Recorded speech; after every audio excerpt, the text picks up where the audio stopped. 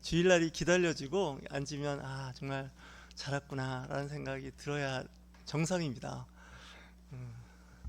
왜 이렇게 주일날은 빨리 들어오는데 그러면서 벌써 주일이야? 이렇게 하는 분도 있습니다. 그리고 아 정말 주일날은 좀 늦잠을 자고 싶은데 어떡하지? 이렇게 하는 분도 있습니다. 제가 직장 다닐 때 직장 상사에게 좀 전도를 했습니다. 좀 신앙생활 하시고 교회 출석하시면 어떻겠습니까? 그랬더니 그분이 하신 말씀이 그러더라고요. 게을러서 못 다닌다는 거예요. 뭐가 이렇게 게을르세요? 그랬더니 주일날은 못 일어난대요. 그래서 교회를 못 간다는 거잖아요. 이런 생각을 해봤어요.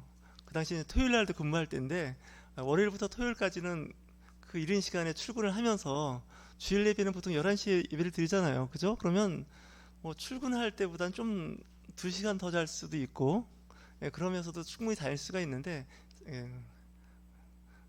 게을러서 못 다닌다는 거예요. 그건 사실은 절박하게 그 예배에 대한 그 믿음에 대한 간절함이 없는 거죠. 그러니까 어떻게 보면 핑계가 이제 그런 거죠. 하기 싫으면 핑계가 몇 가지가 되는 줄 아십니까? 100가지랍니다. 하기 싫으면 여러 가지 이유를 대는데 100가지가 넘는다는 거죠. 그만큼 이제 안 해야 할 이유를 얘기하고요. 할 일이라고 생각이 들면 그냥 그런 말이 없이 그냥 하게 됩니다. 하나님께 나오는 사람들의 자세도 그렇지 않을까 이런 생각을 해봅니다. 이제 살면서 하나님의 존재를 우리는 좀 망각하고 사는 거죠. 잊어버리고 삽니다. 성경에 나오는 말씀은 하나님 말씀인데 이거 오래전의 말씀이고 현재는 그 말씀이 우리의 삶 가운데 적용이 되지 않는다라고 생각을 하게 됩니다. 하지만 하나님은 시작도 끝도 없는 영원하신 분이시고 지금도 살아서 우리와 함께 하시는 하나님이라는 그 믿음이 있어야 신앙생활을 이렇게 영위해 나갈 수가 있습니다. 눈에 보이지 않으니까 또 손을 만져지지 않으니까 느낌이 없는데 영적으로 예민한 사람들은 그걸 압니다. 하나님의 임재와 함께 하나님이 역사하는 걸 볼 수가 있고 그렇지 못하면 안 됩니다. 우리는 5가지 감각이 있다 그래서 오감이라고 그러죠. 눈으로 보는 시각, 눈으로 보는 것이 정보의 한 70에서 80%가 눈으로 들어옵니다. 그 다음에 청각, 듣는 거죠. 사실 우리 기독교도 듣는 신앙의 종교라고 할 수가 있습니다. 믿음은 듣는 데서 나온다고 얘기를 하지 않습니까? 그 다음에 냄새도 맡고요. 그 다음에 입맛을 느낄 수 있는 미각이 있습니다. 식사 때는 미각이 있어야 식사를 맛있게 할 수가 있습니다. 그리고 피부가 느낄 수 있는 촉각이라는 게 있습니다. 촉감이라고 할 수 있죠. 오감입니다. 우리 그리스도인들은 하나가 더 있는데 영감입니다. 영적인 감각이 있어야 됩니다. 그리스도인인데 영적인 감각이 없다 그러면 좀 무디다 하면 좀 생각을 해보셔야 됩니다. 세상 사람들이 신앙생활을 하지 않는 사람들은 영적 감각이 일단 없습니다. 여러분들 맛을 못 느끼는 사람을 씁니까? 미맹. 생맹은 들어보셨죠? 우리나라에서 가장 많은 생맹은 적색과 녹색을 구분하지 못하는 적록 생맹이 가장 많습니다. 그러니까 고추를 이제 빨간 고추를 따오라 그러면 가끔 파란 고추가 섞여서 따오는 사람이 있습니다. 아주 전생맹이라 해서 아주 색깔을 구분 못해서 아주 극소수인데 색을 못 보는 사람들이 있습니다.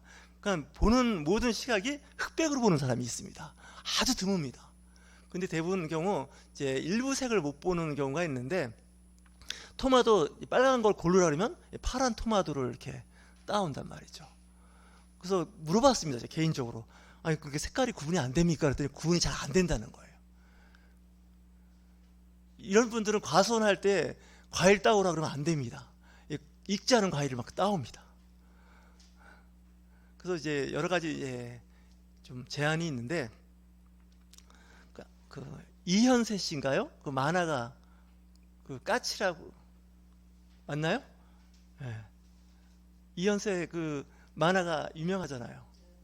그 사람이 그림을 잘 그립니다. 그림을 참 잘 그리는데 이 사람이 이제 미술을 공부하려고 미술대학을 가려고 했는데 검사했는데 생명으로 나오는 거예요. 미술대학에 입학할 사람이 생명이면 이거 진짜 곤란하지 않습니까? 그래서 미술대학에서는 안 되겠다고, 미술에서는 색감이 남보다 더 뛰어나도 될까 말까 하는데 이 생명이니까, 그래서 그 사람이 만화를 그렸다는 겁니다. 만화는 굳이 이게 색을 안 넣어도 되니까. 그래서 이 양반이 그래도 신체의 어떤 자기의 장애를 극복하고 아주 유명해진 사람이죠. 웬만한 미술가보다 더 유명해진 사람이죠. 근데 의외로 많습니다. 그래서 이 감각이 있어야 되는데 감각이 없는 사람도 있습니다. 그래서 태어날 때부터 이 영적 감각을 갖고 태어난 사람도 있습니다. 근데 이 영적 감각이 잘 갖고 태어나야지, 잘못 태어나면 이 무속의 영에 접해 있는 사람들은요, 이 무속의 영들을 이렇게 접하는 경우가 있습니다. 조심해야 되지 않겠습니까? 영적인 사람은 이 영적인 감각에 예민하지 않으면 그 이단과 사이비에 심취하는 경우도 있습니다.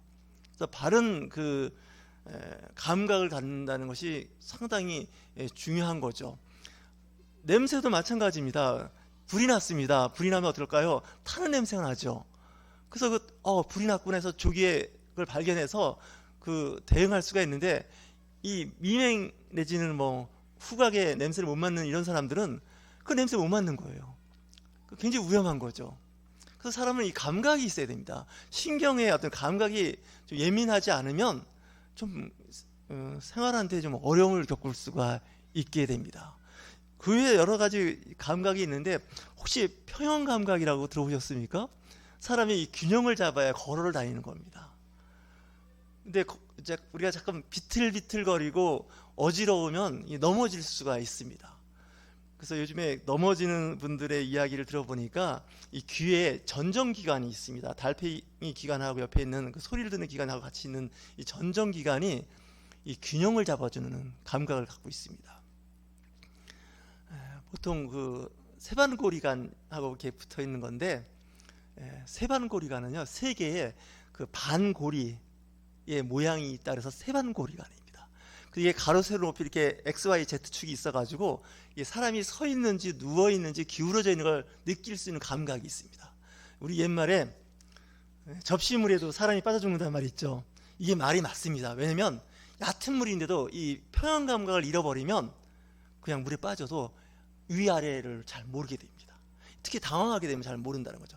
참을미를 하거나 가끔 어지럼증이 있는 사람들이 상당 부분이 이 전정기관에 문제가 있는 겁니다. 이 세반고리관에 좀 문제가 있습니다. 선천적으로 좀 어느 정도 훈련이 되면 괜찮은데, 그렇지 않으면 어렵다는 얘기죠.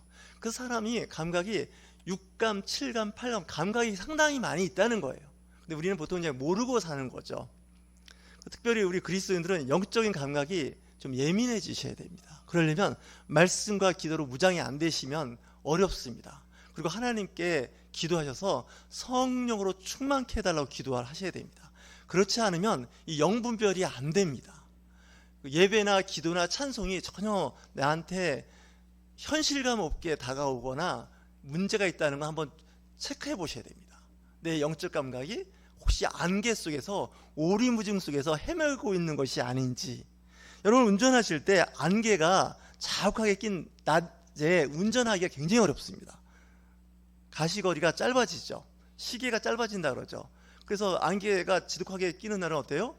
뭐 시계가 10m도 안 된다. 이런 때는 자동차 고속으로 운전할 수가 없습니다. 사고 납니다. 그렇지 않겠습니까? 근데 제가 그 밤에 안개 낀 도로는 더 운전하기 어렵더라고요. 캄캄한 데다가 안개까지 끼면, 여러분들 자동차에 그 헤드라이트라는 그 조명이 있는데, 그걸 아주 하이빔이라 그래서 아주 세게 켜도 이 빛이 이렇게 멀리 가지 않고 그냥 공중에 떠 있는 기분입니다. 좀 그런 적은 없는데 마치 자동차가 물속에 빠져 있는 기분이에요. 도무지 이거 뭐 어떻게 할 수가 없어요. 그렇다고 뭐 내려서 길을 봐가면서 운전할 수도 없고, 이게 정말 어려운 경험을 저는 해본 적이 있습니다. 한 예로, 오래전인데 한 20년 전인데, 이제 그 직장에서 강릉에 한번 모임이 있어서 가는 길이었는데, 그 대관령을 넘어가는 길이었습니다.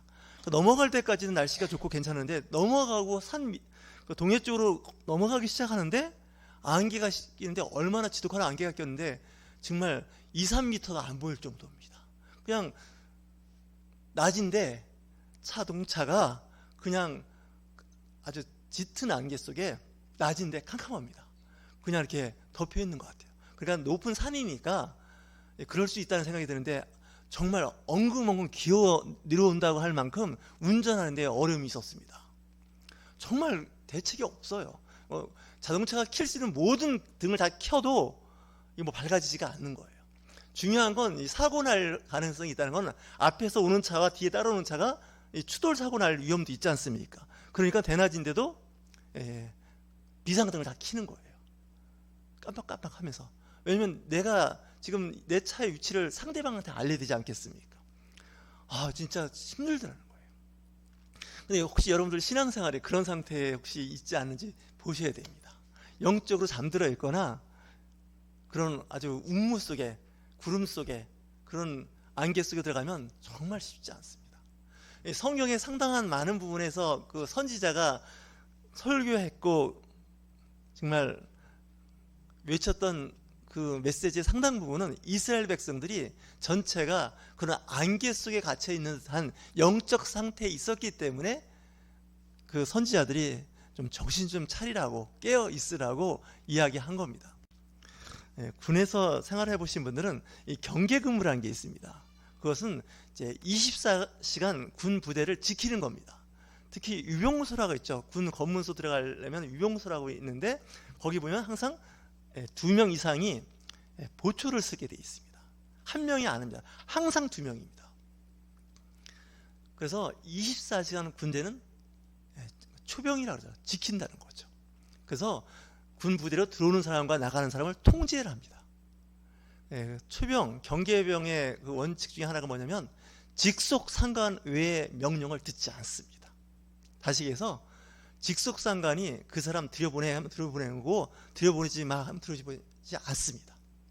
그러니까 비록 높은 계급을 갖고 있다 할지라도 초병 근무 쓰는 사람은 사병들입니다. 사병들이 총 들고 지키는데 못 들어가게 하면 못 들어갑니다. 제 아들이 그 군사령부에 근무했는데 별이 4개 있는 부대에 유병 근무를 쓴 적이 있습니다. 의장대라고 해서 좋다고 했더니 유병 근무까지 겸하는 거더라고요. 평상시에는. 그러니까 사병이지만 그 별 4시 있는 군부대니까 별 하나, 둘, 셋 많은 군 장성들이 출입을 할 거 아닙니까? 그죠? 영관급, 유관급은 말할 것도 없이 많이 오는데 중요한 건 그 위병소를 통과를 해야 됩니다. 내가 군 사령관을 만나러 왔습니다. 별 4시입니다. 지휘관입니다. 근데 나는 별 2입니다. 장군 있지 않습니까? 사단장이 지금 사령관을 만나러 지금 차를 타고 왔는데 위병소에서 서야 됩니다. 일단은 서야 됩니다. 안 쓰고 통과시키면 안 됩니다. 근데 위병 근무 쓰는 사람은 어때요? 작대기 2개, 작대기 3개, 작대기 4개입니다. 요즘 말하는 상병병장입니다. 근데 상병병장이 미안합니다. 신분증 보여주십시오. 해서 다 확인하고 들어가는 겁니다. 거기서 그냥 들어갔다간 속된 말로 체포당합니다. 별 장군이라도. 그게 군부대의 약속입니다. 그래서 이 위병소를 통과한다는 건 이거 쉽지가 않습니다. 우리 영적인 세상을 이렇게 보면 여러분 이렇게 교회를 와서 앉아있다는 게 대단한 은혜입니다.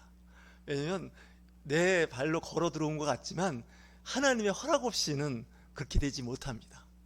지금 잘 보시면 주일날이라고 해서 모두가 예배실에 와서 앉아있을 수가 없습니다. 강제로 구인한다고 해서 앉아있을 것 같습니까? 안 됩니다. 물리적으로 안 됩니다. 하나님의 성령께서 이 모양 저 모양으로 발길을 인도하셨기 때문에 가능한 거죠.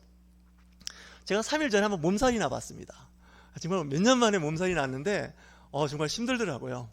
전전날까지 무리를 했더니 먼 곳에 강이 나간 게 드디어 마지막 날에 병이 난 것 같습니다. 방학 때쯤 되면 선생님들이 되게 병이 난다는 말이 맞습니다. 학생들도 힘들지만 선생된 입장에서 굉장히 힘들더라고요.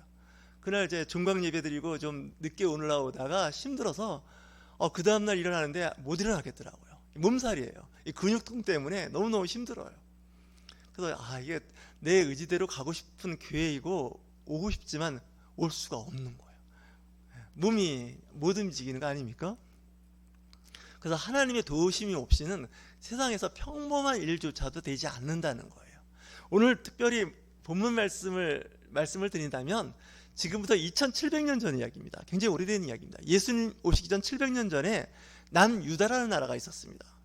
거기에 15대 왕인 히스기야라는 왕이 있었는데 이 왕은 하나님 보시기에 아주 정직하고 바르고 순종하고 종교개혁을 통해서 그 성전 안에 있는 각종 우상을 다 치워버렸습니다. 그 당시 바알과 아세라 목상, 나무로 만든 신이 있었습니다. 그걸 다 태워버리고 화장실로 만들어버렸습니다. 깨끗하게 성전을 만들고 그리고 하나님이 원하시는 일들을 많이 했습니다. 그랬는데 그럼에도 불구하고 아시리아라고 하는 나라가 쳐들어왔습니다. 북이스라엘을 멸망시켜 버렸습니다. 거기에 그 왕이 아주 잔인하고 강한 왕이었는데 산헤립이라고 하는 왕입니다. 산헤립이라는 왕이 있는데 그에게는 그 장군 3명이 있었습니다. 아주 유명한 사령관이 셋이 있었는데 그 사령관 중에 한 사람인 랍사게라는 사람이 있습니다. 이 랍사게는 사람 이름이 아니라 쥐를 이야기하는 겁니다. 상당히 높은 장군의 이름이 랍사게입니다. 근데 이 랍사게라는 장군은 다른 장군에 비해서 용맹하기도 했지만 말을 참 잘했습니다. 어떻게 말을 잘했냐면 외국에 능통한 그런 장군이었던 거죠. 그래서 아시리아와 남유다는 말이 안 통합니다. 외국이니까. 근데 이 적장인 랍사게는 이스라엘 사람과 유다 사람이 들을 수 있는 히브리어를 할 줄 아는 그런 아주 재능 있는 장군이었습니다. 지금 남유다는 비상입니다. 왜냐하면 북이스라엘을 멸망시켰고 지금 남유다의 46개의 성을 지역을 다 함락시키고 이제는 예루살렘만 함락되면 이제 끝나는 겁니다. 그래서 이 랍사게가 남유다를 설득합니다. 항복하라는 거예요. 항복만 하면 잘 살게 해주겠다는 거예요. 근데 그 당시 그 밑에는 이집트라고 하는 애굽 나라가 있는데 그 애굽 나라를 의지하지 말라는 거죠. 그 애굽 나라는 상한 갈대와 같이 힘없으니까 우리 아시리아에 붙으면 우리가 살게 해주고 전쟁으로부터 너희를 피하게 해주겠다라고 설득을 합니다. 남유다는 지금 걱정입니다. 이거 어떡하냐. 주변에 비교적 세다고 했던 나라들이 다 그 아시리아에 그냥 망하고 이제 우리만 항복하면 더 이상 버틸 수 없는 상황에 있게 됐습니다. 주전파와 주화파가 난리죠. 주전파는 전쟁하자. 주화파는 어떻게 해요? 그냥 항복하고 공물 바치고 그냥 하지 말자. 이렇게 되는 거죠. 근데 이 랍사게가 어떤 말을 하냐면 여러분 잘 들으셔야 됩니다. 그 당시는 전쟁이 신들의 전쟁이었습니다. 우리나라가 이기면 우리나라의 신이 이기는 겁니다.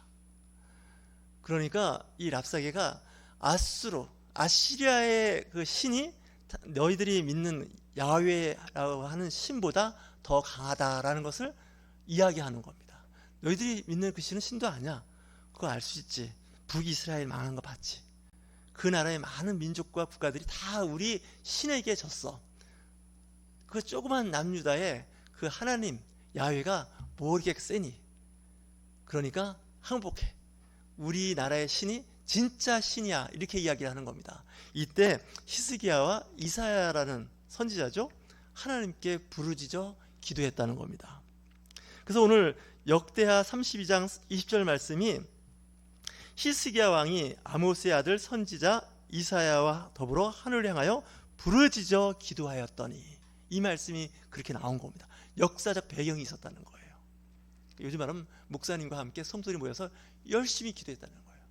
대통령과 함께 장관들이 모여서 그리고 교단의 총회장들이 모여서 기도했다는 거예요. 그랬더니 어떻게 해요? 하나님께서 한 천사를 보냈다는 거예요. 천사의 어떤 그 무리를 보낸 것도 아니에요. 딱 한 천사를 보내서 아수르 군대 18만 5천 명을 하루아침에 죽였다라고 되어 있습니다. 역사가들은 이 사건에 대해서 이렇게 이야기합니다. 전염병이 돌아가지고 18만 5천 명의 상당수가 다 죽었다는 거예요. 그래서 그 전염병에 대한 이야기가 쥐들이 갑자기 때로 나타나서 그 군부대를 습격을 해서 전염병이 창궐했다는 거죠. 여러분 쥐가 옮기는 그 전염병 중에서 가장 대표적인 병이 흑사병인 거 아시죠? 페스트. 유럽의 인구를 3분의 1을 죽였다고 하는 흑사병이 있습니다.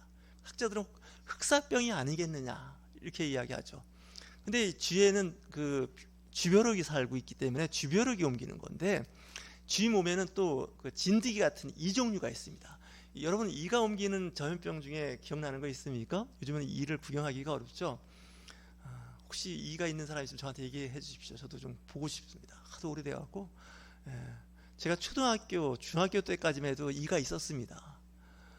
정말 겨울이면 속내에 벗어가지고 뒤집어갖고 옷깃에 숨어있는 이를 잡는 게 일이었지 않습니까?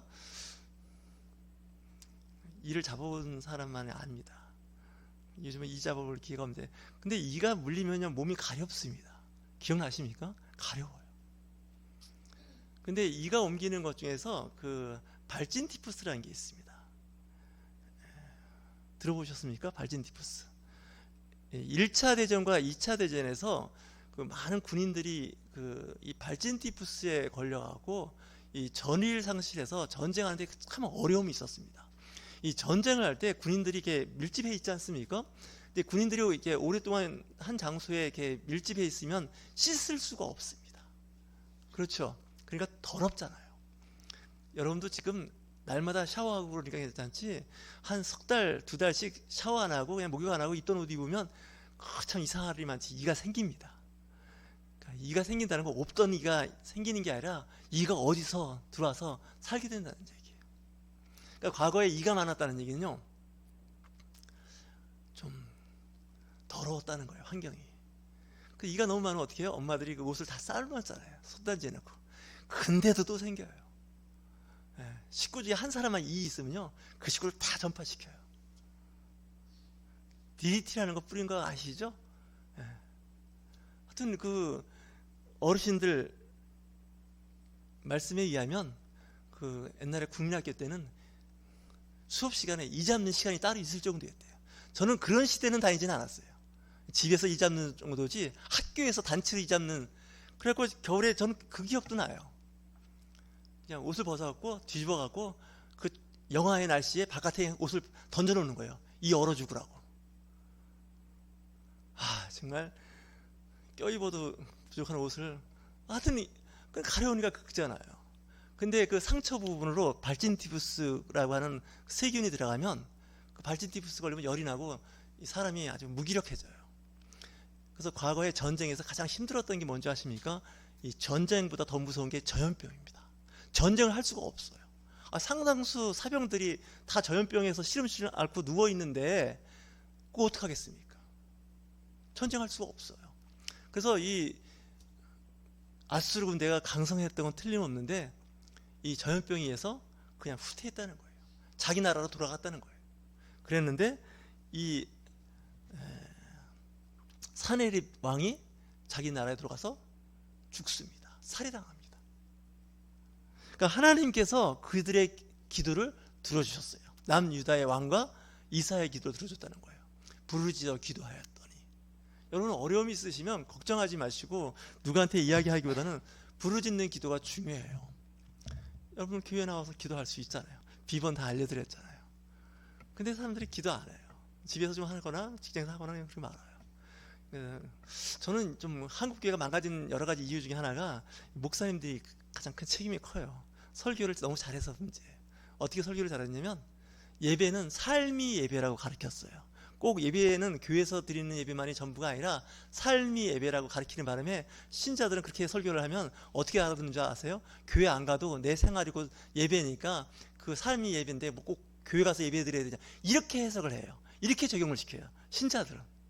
그렇죠? 그리고 또 기도는 항상 걸으면서 집에 있으면서 식사하면서 어디서 다 기도하는 게 기도라고 그렇게 가르쳐서 설교를 했더니 기도는 꼭 교회 가서 기도해야 되냐, 이런 마음을 갖게 된 거예요. 그러니까 교회를 안 나오는 거예요. 삶이 기도고 삶이 예배라고 가르친 거예요. 여러분 아멘 하시겠죠? 굉장히 은혜스럽죠? 근데 중요한 건 뭐예요? 교회라는 공간을, 장소를 여러분들이 활용하지 않고 있다는 거예요. 학생들한테 이렇게 한번 가르쳐 보시죠. 야, 공부 꼭 학교 가야 공부하냐? 꼭 학원에 가야 공부하냐? 어디서나 공부하는 거야. 항상 집에서나 학교에서나 뭐 길에서나 시간만 나면 공부하고 책 보는 거야. 그게 공부지. 꼭 학교에 학원 가는 게, 이렇게 어르신들이 얘기해요. 저도 그렇게 얘기했어요. 근데 그렇게 가르쳤더니 어떻게 해요? 학교도 안 가고 학원도 안 가고 그냥 엉망이. 그 사람이 신앙생활 할 때는 어느 정도의 골격이 필요해요. 뼈대가. 안 그러면 널브러져 갖고 도무지가 안 됩니다. 직장에서도 그런 게 있었어요. 직장 근무 변형제라는 게 있어갖고 꼭 다 같은 시간에 출근 안 하고 각자 필요한 시간에 와서 출근해서 적당한 때 일하고 그 시간만큼 일하고 가면 되고, 요즘 코로나 때 한때 유행했던 거 있죠? 가택, 주택에서 자기 집에서 근무하는 거예요. 처음에 얼마나 좋습니까? 그 차 밀리고 그냥 정말 그 많은 버스, 지하철, 지옥철이라고 하는 걸 안 타고 왔다 갔다 안 하고 집에서 컴퓨터로 재택근무하면 너무 좋지 않습니까? 그런데 어떻게 되는 줄 아십니까? 이 문제가 심각해진 거예요. 처음에는 좋다고 시작하는 그게 갈수록 상태가 안 좋아지는 거예요. 그래서 요즘에 그런 제도가 다시 옛날 방식으로 다시 돌아가고 있는 거예요. 신앙생활도 좀 그럴 필요가 있어요. 제가 예배 있는 날 그 유튜브로 스트리밍이라고 하죠. 이렇게 볼 수 있는, 예배 드릴 수 있는 걸 이렇게 올려놓는데, 어느 목사님도 그래요. 저보고 그런 거 하지 말라고. 성도들이 교회 안 나온다는 거예요. 근데 안 나오고 그걸 집에서 본다, 집에서 본다, 안 봅니다. 사실은 말로는 그렇게 해요. 처음에는 한두 번 했는데 몇 주 지나면 안 봅니다. 그래서 오히려 편리한 어떤 그 IT 분야의 그 디지털 시대를 살고 있으면서 하는 것이 어떤 신앙 공동체의 모임을 점점 약화시키는데, 모임을 약화시키는 차원을 더 나아가서 신앙 상태가 나빠지더라는 거예요. 그래서 우리가 인생을 살면서 아날로그적인 개념이 좀 필요한 세상이 아닐까라는 생각을 들어요. 여러분들 명절이 있지 않습니까? 명절 때 다 모이죠, 식구들. 근데 명절 때 가족 중에 자녀들이 엄마 이번에 명절 때 선물요 쿠팡으로 싸드렸으니까 받으시면 돼요. 몸에 좋은 뭐 어떤 거 보냈어요. 그렇게 하고 어머니한테 제가 효도는 못했지만 그래도 좀 용돈 좀 보내드릴게요 하면서 통장 이체해주고, 그리고 얼굴을 안 보여요. 그러면 어떠시겠어요? 너 좀 제가 잘한다, 계속 앞으로 그렇게 해라, 그렇게 하겠어요? 나 그런 거 안 보내주니까 그래도 좀 와서 좀 얼굴이라도 좀 보자. 이게 중요하잖아요. 그러니까 우리 하나님 앞에서 사는 것도 마찬가지라고 생각이 들어요. 어디서나 하나님의 성령은 계세요. 하나님은 진짜 어디나 다 계시고, 뭐 시간과 공간을 초월해서 계시는 분이지만, 유비쿼터스라 그러지 않습니까? 라틴어로 다 계시지만, 그래도 주일날은 한번 이렇게 교회 와서 서로 얼굴을 맞이하고 인사하고 식탁 교제를 하는 거죠. 그러니까 성찬의 의미가 이래서 중요한 거예요. 성찬은 인터넷으로 못하죠. 제가 여러분들한테 인터넷으로 빵과 그 포도주를 보내드릴 수 없지 않습니까? 모여야 그 일이 가능한 거죠. 그래서 예전이 그래서 중요한 겁니다. 그래서 가끔 이렇게 줌으로 회의를 하고 영상으로 회의를 하다가도 때로는 만나서 서로 얼굴을 맞대서 상대방의 안부도 묻고 그렇게 하는 거죠. 다시 얘기해서 하나님 앞에 섰을 때의 모습입니다. 여러분, 기도한다고 했을 때 물론 집에서 기도할 수 있습니다. 불가항력적으로 우리가 갈 수 없는 시간과 거리일 때는 그렇습니다. 하지만 시간에 분명히 그런 환경이 열려 있음에도 불구하고 교회는 많이 있지 않습니까? 서울 모처에 있는 교회는 그 낮에 교회를 개방합니다. 점심시간에 직장인들이 교파를 초월해서 와서 기도할 수 있는 시간이라는 거예요. 심지어는 식사와 커피까지 대접을 한다는 거죠.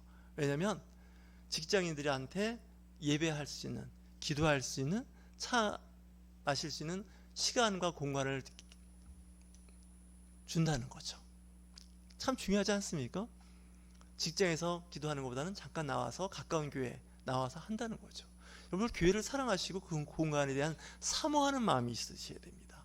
신앙이나 공부나 직장일이 널브러져 버리면 일을 할 수가 없습니다. 소위 말하는 밑에 직원으로 있을 때는 괜찮습니다. 편합니다. 근데 관리자가 되고 올라가면 올라갈수록 그런 환경에 있게 되면 직장의 그 진짜 규율까지는 아니지만 질서 잡기가 어려워집니다.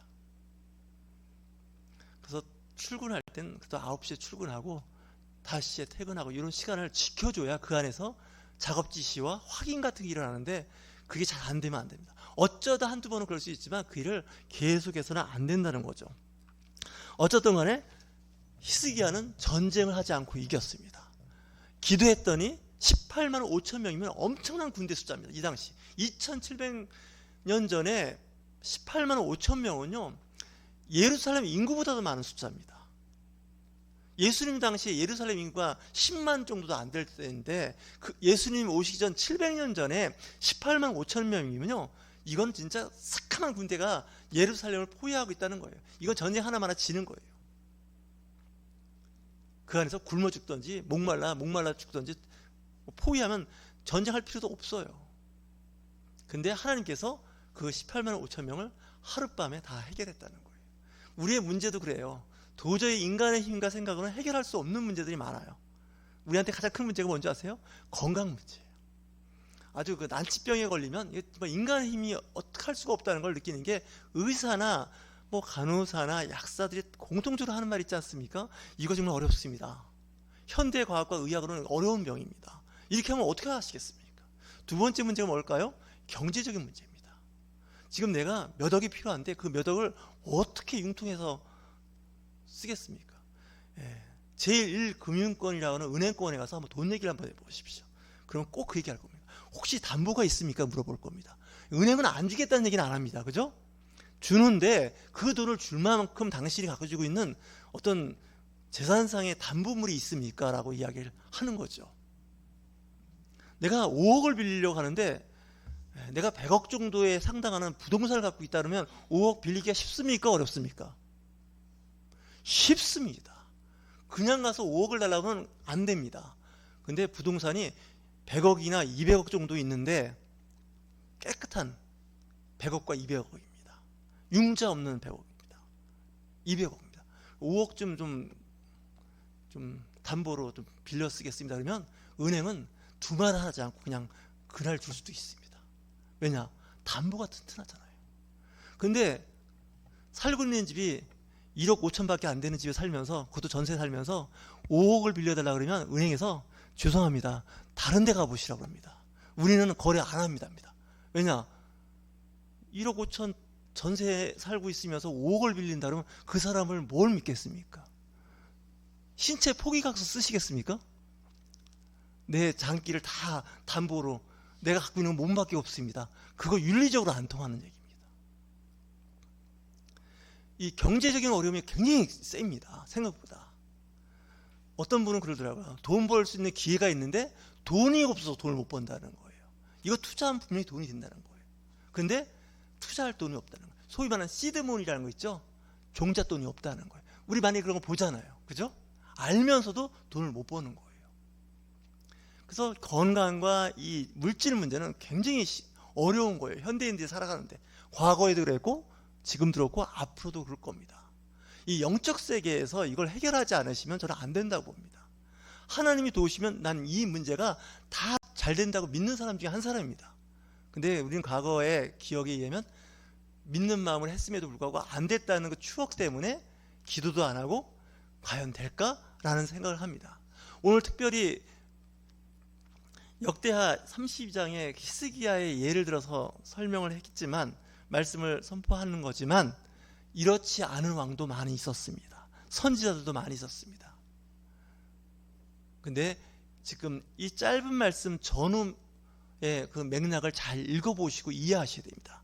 성경은 분명히 하나님께서 우리를 복 주시려고 준비하고 계시고 잘 되기를 원하신다고 말씀하셨음에도 불구하고 그게 안 될 때는 전후의 맥락이 안 됐다는 거예요. 하나님은 5억도 주실 수가 있는데 뭐가 없냐? 영적으로 100억, 200억에 해당되는 담보가 없다는 거예요. 영적인 담보가 없다는 거예요. 영적인 복을 못 받는 거죠. 줄 준비가 되어 있는데. 그래서 이 히스기야는 그걸 잘 패스한 사람입니다. 성공한 왕이에요. 남유다에 몇 명 안 되는. 오직 했으면 성경에서 뭐라고 기록하냐면 히스기야와 같은 왕이 전후로 없었다는 거예요. 남유다에. 어쨌든 해결이 잘 되고 나니까 어떤 문제가 문제라보다도 복을 받는지 아십니까? 23절을 우리 같이 한번 읽어보실까요? 히스기야가 아시리아 그렇게 센 군대를 물리쳤다는 거예요. 전쟁도 안 하고 그냥 포위했던 군대가 18만 5천 명이 하루밤 사이에 그냥 송장이 됐다고 성경은 그렇게 정확하게 기록하고 있어요. 송장이 돼버렸어요. 그러니까 주변 국가들이 야, 우리는 저 아시리아한테 탈탈 털리고 정말 완전히 굴욕적인 삶을 살고 있고 정말 아수르 때문에 온통 망가졌는데 어떻게 저 히스기야 왕, 남유다의 왕은 저렇게 됐을까? 했을 때 한번 23절 같이 읽을까요? 예, 같이 큰 소리 읽습니다. 여러 사람이 예물을 가지고 예루살렘에 와서 여호와께 드리고 또 보물을 유다 왕 히스기야에게 드린지라. 이후부터 히스기야가 모든 나라의 눈에 존귀하게 되었더라. 아멘입니다. 이렇게까지 돼야 되는 거예요. 적들이 그냥 물러가 버려요. 원수가 살해당했대요, 자기 나라에서.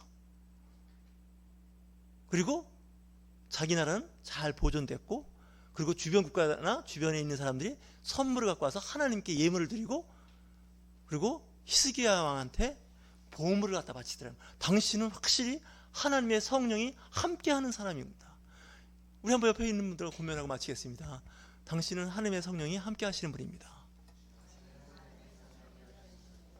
그러면 형통의 은혜를 받습니다. 저 여러분, 하나님 앞에 인정받는 그리스도인으로